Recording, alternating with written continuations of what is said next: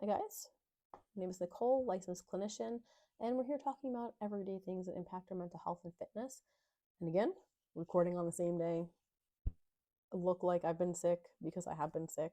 It's not going to go away because I'm still recording on the same day.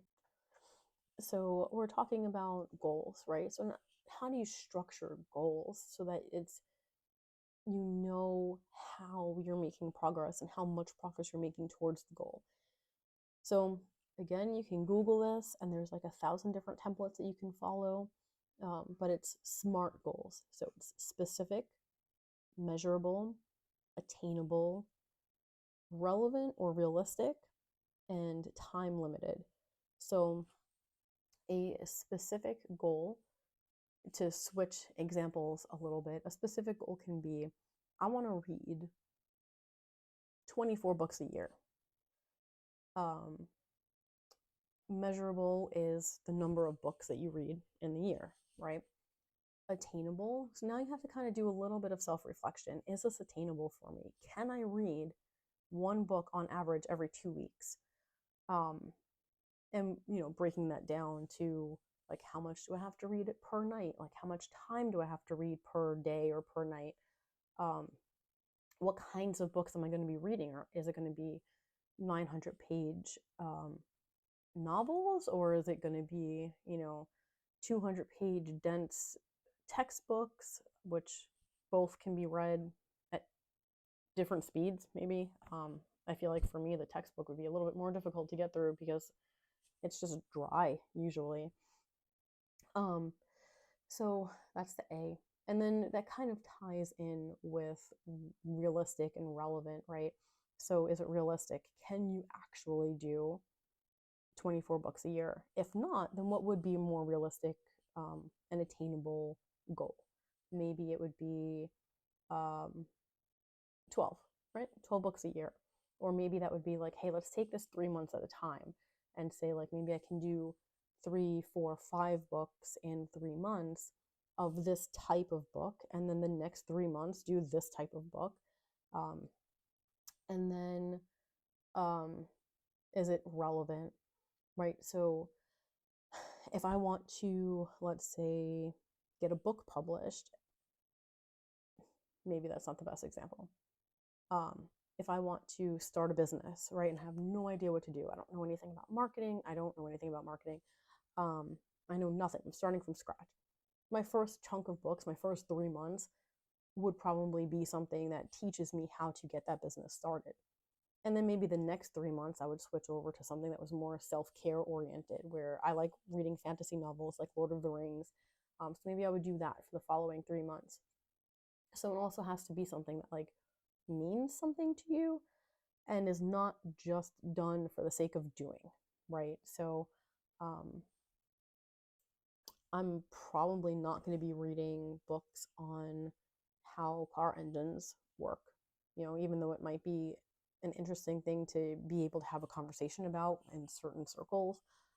That's not really super relevant to me. So there's that.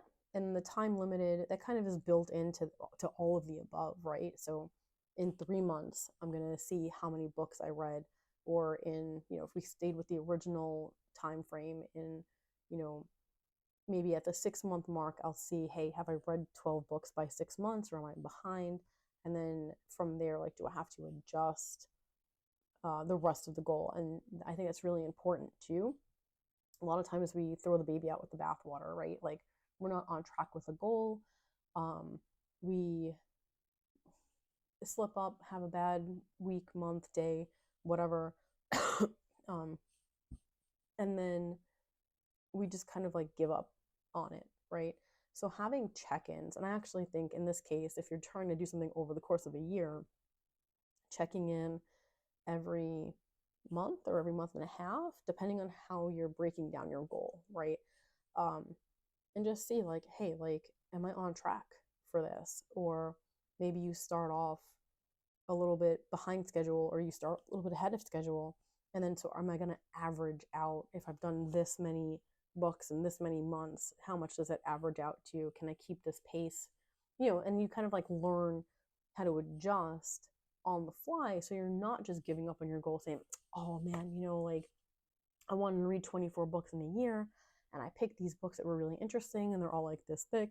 And, life happens. You're trying to start a new business, you're working a full time job, you have kids or family that, like, you have to connect with, you have friends that you want to, like, actually see and go out with. You still need to get your sleep. Some, whatever, family emergencies happen, like things kind of like come and like disrupt, you get sick, like, there's a lot of things that can kind of delay your timeline a little bit or impact your timeline a little bit.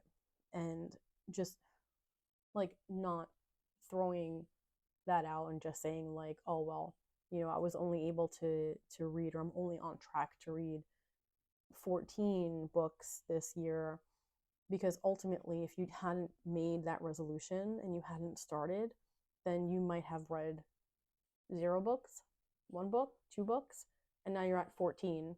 And even though it's short of 24, it's still 14 more than you would have read, right? So thinking of it in that perspective as well. Like, we don't just throw away our value-driven goals because maybe in the beginning we were a little bit more optimistic about what was realistic for us, right? So you can adjust. Remember that you can adjust. Okay, you got this. Write them down. Put them someplace where you can see them. Use a bullet journal, or put it on a vision board, or use an app on your phone. Put it in your notes on your phone and put it on your phone wallpaper.